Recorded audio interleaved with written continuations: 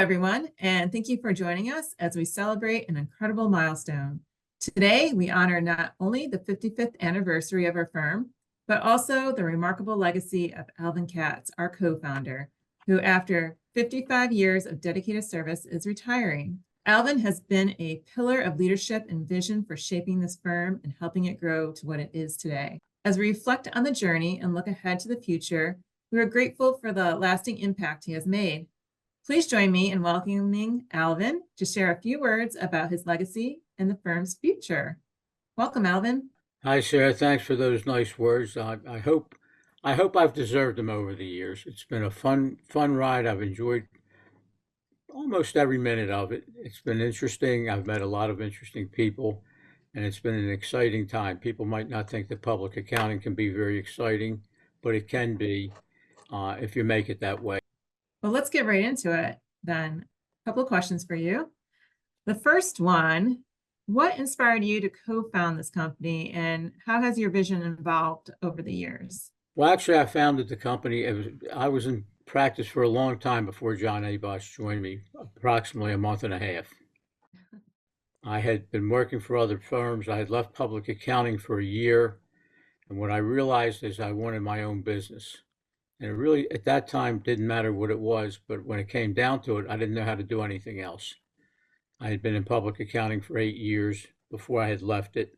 Then I came back. I was all 26 years of age. And John Abosh is exactly 2 years younger than I am. He was 24.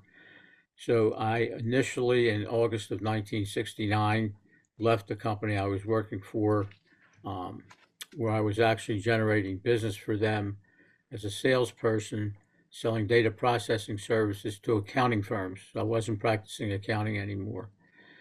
And I hung, sort of as the expression is, I hung out a shingle that said Alvin D. Katz, CPA. A friend of mine insisted that I share space in his office, which I did. I picked up a gig working for another CPA firm on a per diem basis. I also picked up a gig teaching entry-level accounting at Essex Community College, which I did for 1 semester. I would read what I was going to teach as I drove across the Beltway the mornings I taught. So I was a little bit ahead of my class. Fortunately, I knew something about accounting, so it was entry level and I could teach it. So that was it. It was interesting and fun. But after being in practice for approximately 2 weeks, I came home and told my wife that this is not the way to go. I need a partner. And the only person I would consider was John Abosh. We had known each other. I totally respected him and his ability. We didn't have a great personal relationship with each other, as we were immaturely jealous of one another when we had worked together. But despite that, I called him. We met a number of times. He had left the firm that we had both worked for also, and he was with another firm, but he gave them notice. We shook hands. We actually did not have a written agreement until Al Windesheim, our third partner, came along. We were on a handshake for about five or 6 years. And that's how we started the firm. We talked for about a month and a half before we started. And then we came back to our normal immaturity, and that's we had to have names in the firm. Whose name should go first? John had some compelling arguments, like A would be the first in the alphabet. I had some, like it was my idea, which it was, and but we actually resolved it scientifically. We flipped a coin. I won the first flip, and John said, "Can we make it 2 out of 3?" And I said, "Sure." I won the second flip, and that was it. He gave up, and that's how we became Katz Abosh as opposed to Abosh Katz. And it's probably the only coin flip I ever won in my life. So my next question then, what are the most significant challenges you faced during your time at Katz Abosh? How did overcoming them really shape the firm?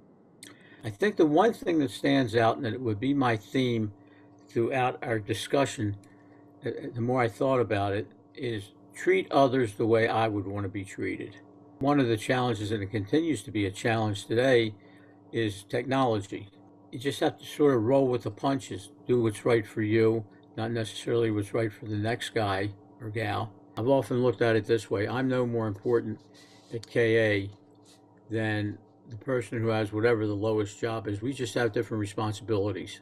No matter what we are, no matter what AI does, we're still going to be a people business. So, Alvin, what do you envision for the future of the industry? One of the things I learned years and years ago from somebody, a very learned gentleman, who said to me in some training we were going through, the best indication of what's going to happen in the future is what's happened in the past. The past frequently recurs over again, although we may see it in different formats, but it basically follows the past. One of the things that's going on in our profession today, and it's going on in a number of different areas, are there are mergers of accounting firms and there's acquisitions of accounting firms by private equity concerns. This has happened before. We went through a consolidation period in the 1990s, and what I think is going to happen, and I have no way of knowing, but again, I'm looking at what's happened in the past.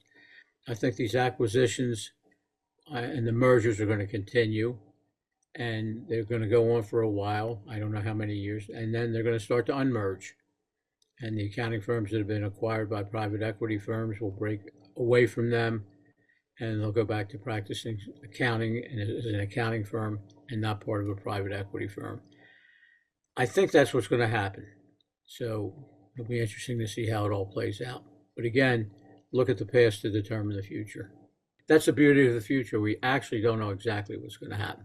Are there any other lessons that you can provide to help guide the company? Think things out. Don't overthink them, but think things out and make sure that you're not just doing it because the guy next door, the gal next door is doing it, but make sure it works for your organization, and then go with it. Full forward ahead, always knowing that if it's not the right move, you can undo it.